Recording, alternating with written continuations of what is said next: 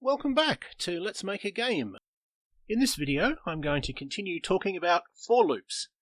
This video continues on from the previous one, so if you haven't seen the previous one, I would advise you to watch that one before this one. Anyway, you will probably remember that in the last video, we set up an array, although we didn't get to do anything with it, and then we had a simple demonstration of how for loops work, simply counting up from 1 to 10 and printing each number as we went. In this video, we're going to talk about what happens in the next passage, which is a little bit more like a way that we might use for loops in a real program.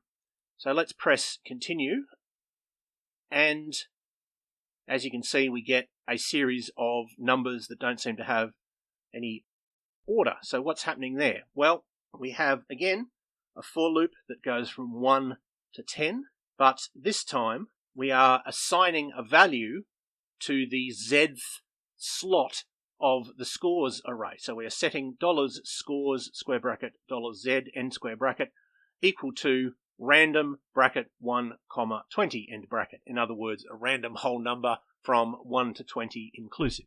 And then we're printing the result and putting in a line break so that they're not all on the same line. And this is more like something we might do in a real program. We might have, for example, a series of attributes like strength and intelligence and luck and so on that we want our character to have, and we might start by giving them all a random value.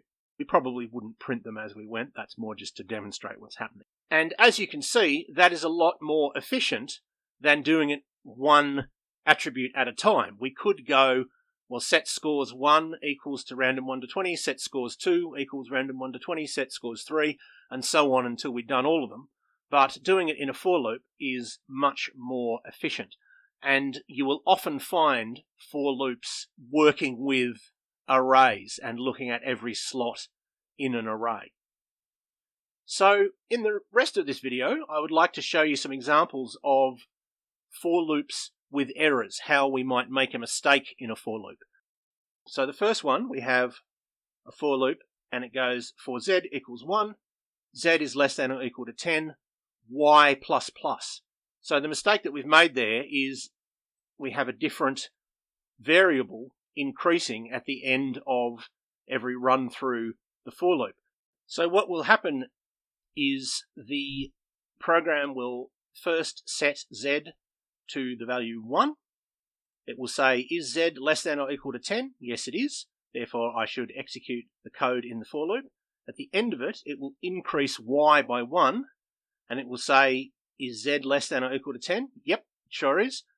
And it'll go through again. But, of course, z will never get to 10 because we're not increasing z, we're increasing y.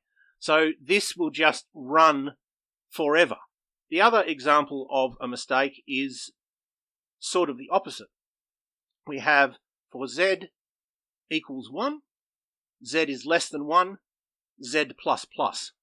So the program will set z to 1. It will say, is z less than 1? No, it isn't. Okay, well, I won't execute the for loop then. So it will never execute the for loop.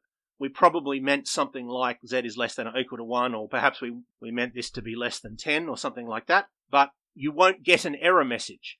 It will do what it's told to do, but that just means that it won't run the for loop at all.